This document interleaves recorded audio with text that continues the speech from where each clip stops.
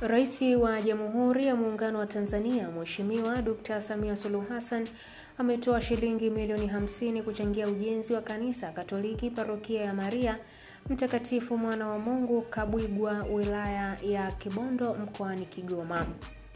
Mbali na rais kutoa kiasi hicho, fedha zilizochangishwa kwenye harambee ya ujenzi wa kanisa hilo ni shilingi milioni 250.2. Akitangaza matokeo ya harambee hiyo, mkurugenzi mkuu wa shirika la reli Tanzania Masanja Kadogosa, ambaye alikuwa mgeni rasmi katika tukio hilo, amesema kwa mapenzi mema Rais Samia amechangia ujenzi huo baada ya kuombwa kufanya hivyo na askofu wa jimbo la Kigoma, Mhashamu Askofu Joseph Mlola. Kadogosa amesema kuwa katika harambee hiyo Rais Samia pia aliungwa mkono na mwenyekiti wa kampuni ya GSM Gharib Mohamed, huku wapenzi wa timu za Simba na Yanga, waumini wa kanisa hilo wakichangia shilingi 890,000, ambapo wapenzi wa Yanga walichangia shilingi 528,000 na wana Simba 362,000.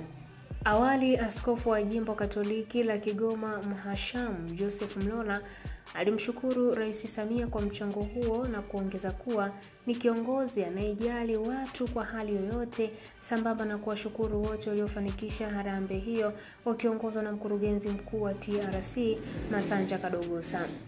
Akisoma taarifa ya ujenzi wa kanisa hilo, katibu wa kamati ya ujenzi Joseph Kahene amesema kuwa lilianzishwa mwaka 1933, ambapo hata hivyo hakukuwa na idadi kubwa ya waumini kama sasa.